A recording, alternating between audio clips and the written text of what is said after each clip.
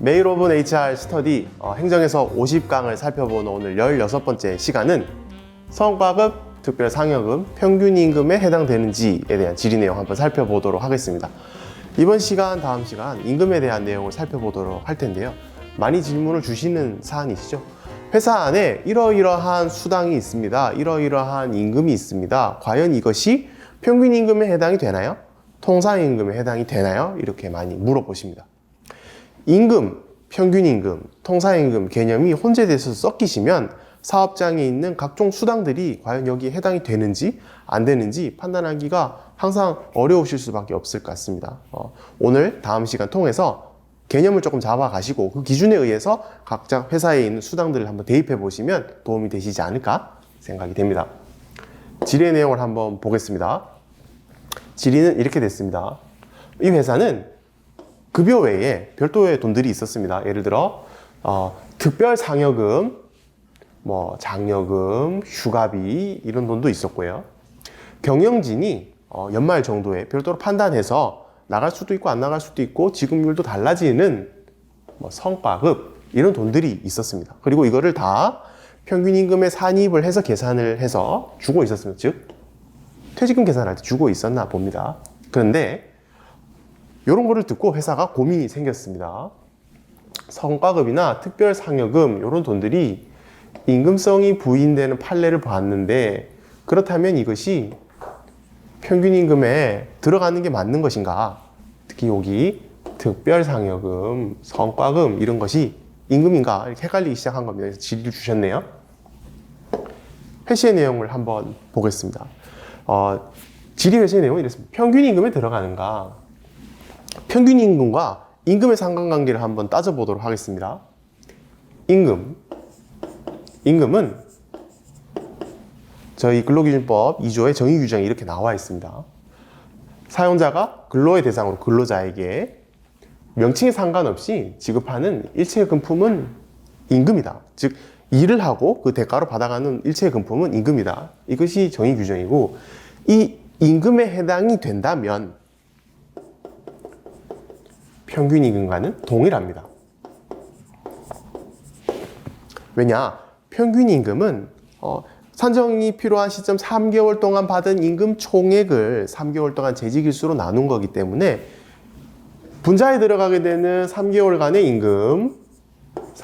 임금 나누기 3개월 동안의 근무일수 예를 들어 90일에서 90 하루 이틀 이렇게 되시겠죠? 즉 이 일당을 계산하게 되면 이것이 평균임금인데 여기에 있는 이 임금이 바로 이 임금이랑 똑같은 것이기 때문입니다. 즉 평균임금인가 아닌가 따져보실 때 이 임금인가 아닌가를 따져보시면 같다는 말씀이시죠. 그래서 성과급, 특별상여금 과연 그것이 임금인가 이렇게 물어보는 것과 같은 말입니다. 과연 임금일까요? 회시의 내용은 이렇게 됐습니다.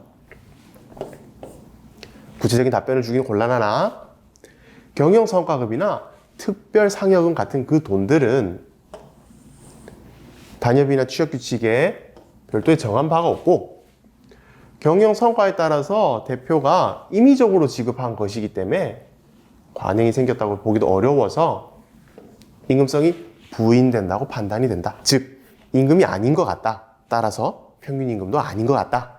이렇게 회시의 내용은 이야기를 하고 있습니다. 15포인트를 하나 잡아보겠습니다. 포인트를 보기 전에 임금은 저희 규정에서도 보셨지만 근로를 하고 그 대가로 받아가는 일체 금품이었습니다. 사실 여기서 빠질 수 있는 것은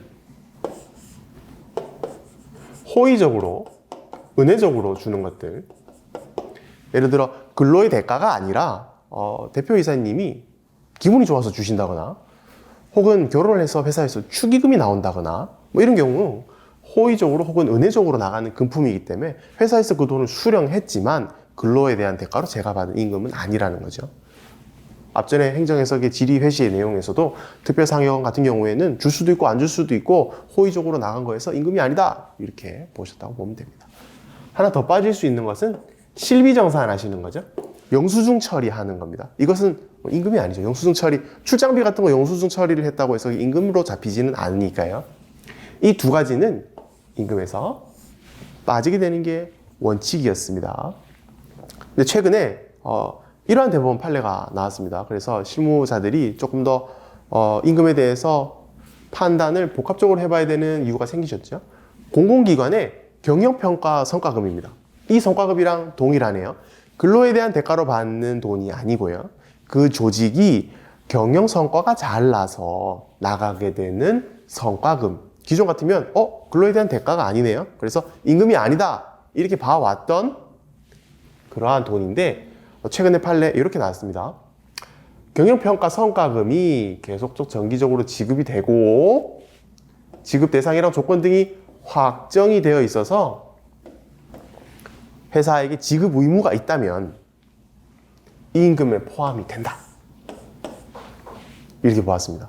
그래서 회사에서 기존에 경영평가 성과금이라는 것을 혹은 연말에 성과가 잘 나게 되면 PS나 PI가 나간다 이렇게 혹시 제도를 세팅해 두시고 과거의 판례나 행정해석의 흐름에 따라서 이것은 경영 성과가 잘 났기 때문에 주는 것이지 근로의 대가가 아니다. 임금이 아니다. 그래서 퇴직금에도 들어가지 않고 여러 가지 수당에 녹아지지 않는다 라고 마냥 생각을 하셨다면 이번 판례 한번 유념하셔서 회사가 지급률이나 지급식이나 이런 것들이 형성이 되어 있어서 계속적으로 정기적으로 나가고 있었다면 이것은 임금에도 포함될 수 있다 이렇게 이번에 판례가 나왔기 때문에 이런 수당이 있는 사업장들은 한번 꼼꼼하게 뜯어보실 필요가 있을 것 같습니다. 그래서 가장 많이 주셨던 이 돈이 과연 평균 임금인가요? 이렇게 물어보시는 그 질문에 대해서 임금성과 평균 임금성을 한번 살펴봤고 특히 이번에 경영평가에 의한 성과금에 대한 새로운 판례가 나왔기 때문에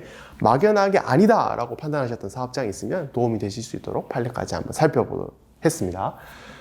다음 시간에는 조금 더 개념을 좁혀서 그렇다면 과연 통상임금은 해당이 되는가 자세하게 살펴볼 수 있는 시간을 만들도록 하겠습니다.